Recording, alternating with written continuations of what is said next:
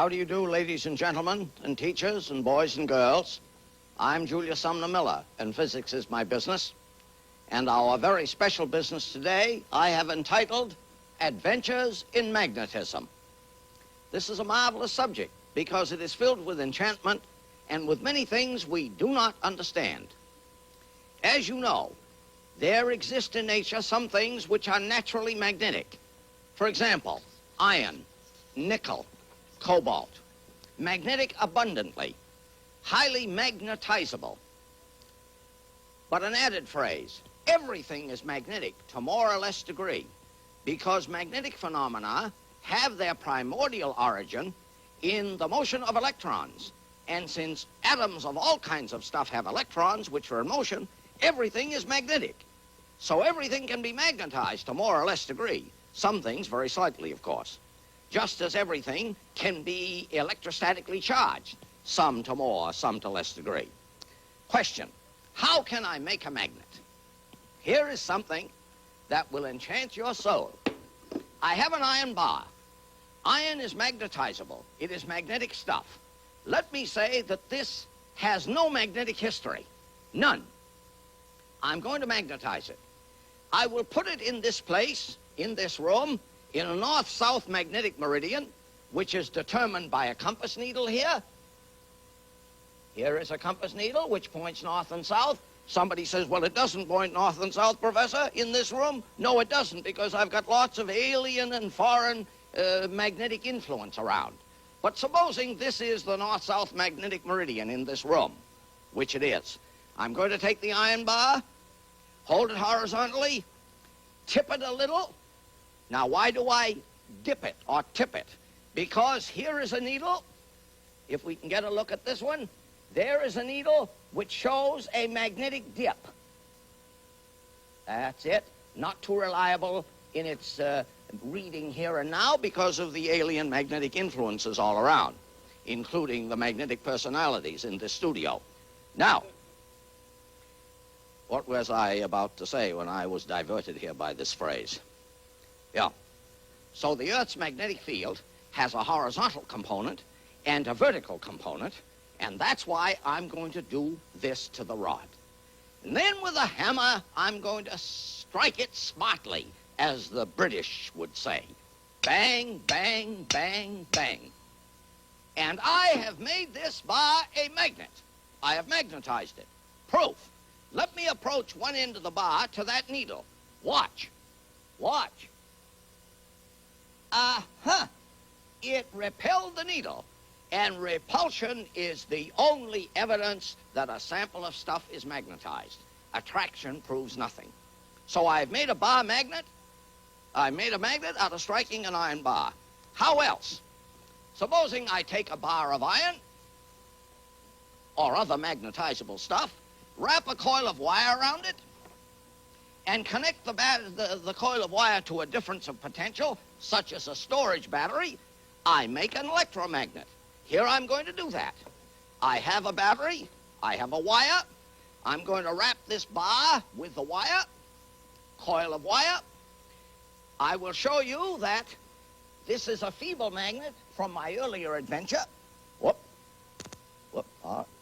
Feeble, notice, no action, no action. Now I'm going to energize the wire with an electric current and watch the effect on the end of that rod. Watch it.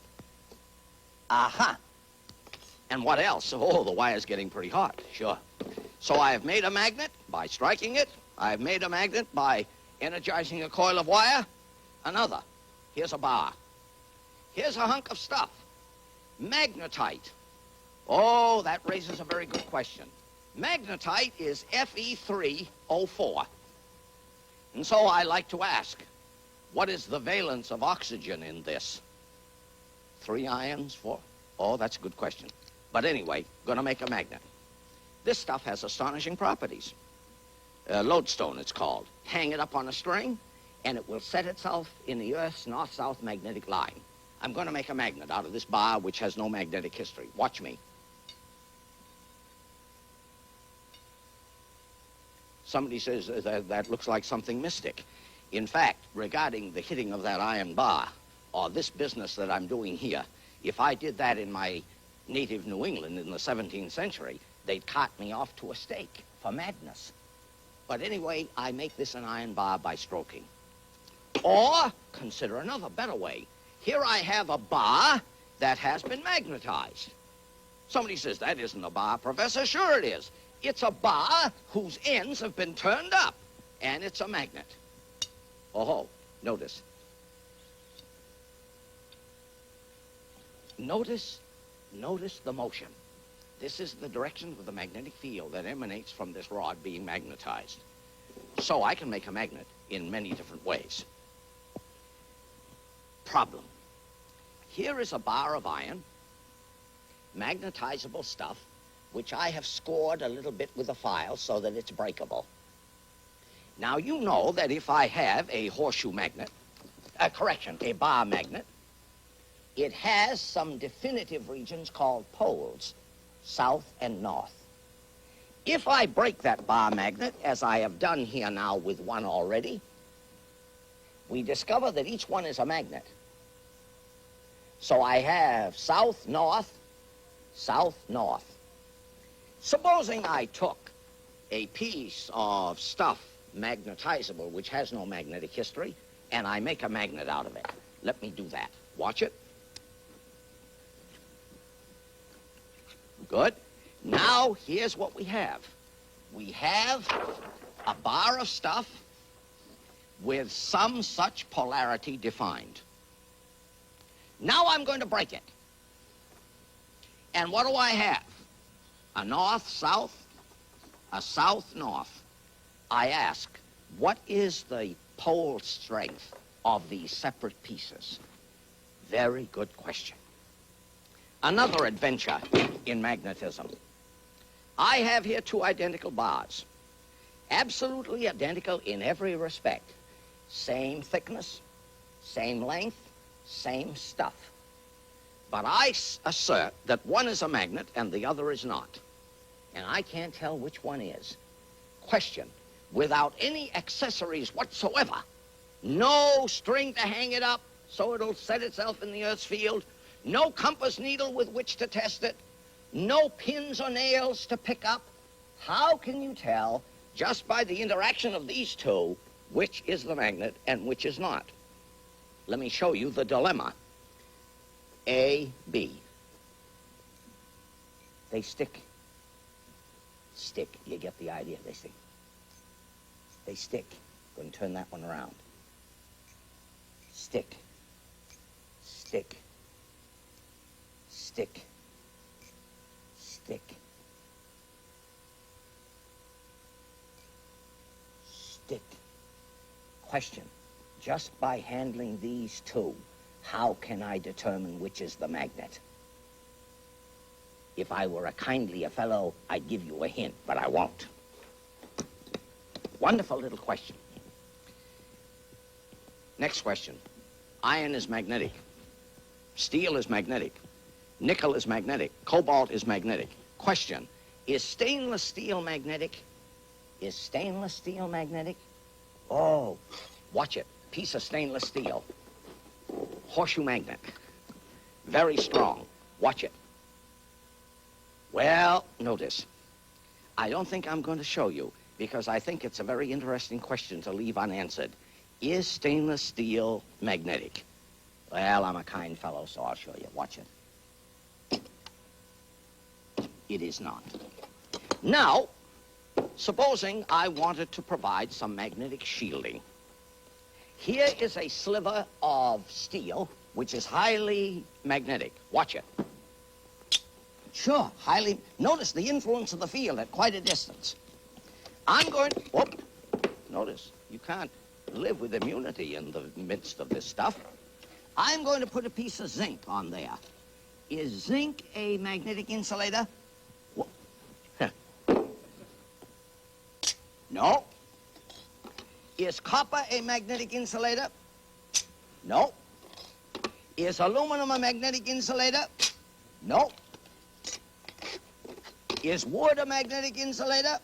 No. Is lucite a magnetic insulator? No. Here is a piece of iron. Iron is magnetic. Watch it. Sure.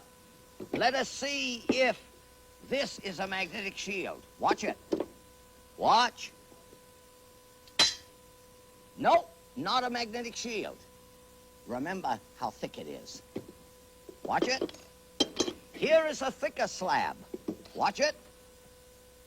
Oh, that's magnetic, all right. Is it an insulator? Watch, because this is tricky. Watch it. Oh, it looks like an insulator. I'm going to do it again. Watch me, because I'm sly and tricky. Watch it. No, it's not an insulator. I am raising a very exciting dilemma.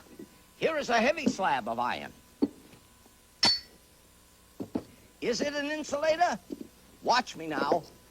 Very cautiously, watch me. I'm going to show that it is an insulator. Yeah, it's an insulator. Didn't pick that up. Now I'm going to do it again. I'm going to show that it is not an insulator.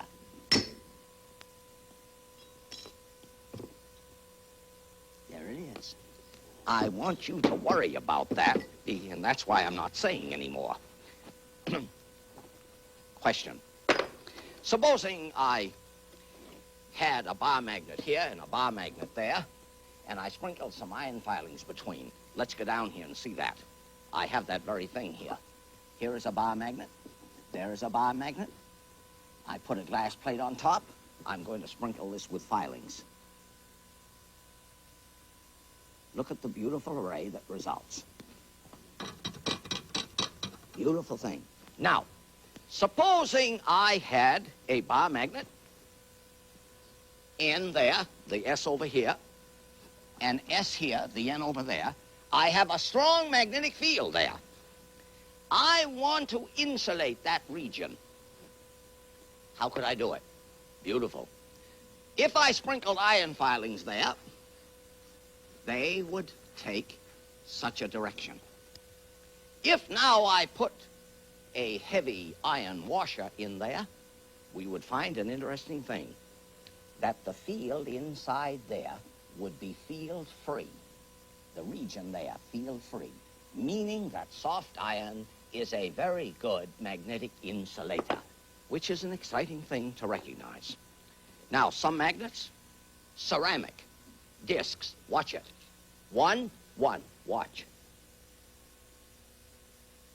They are polarized facially, and obviously light poles are adjacent, and you see that I have them running on an aluminum rod.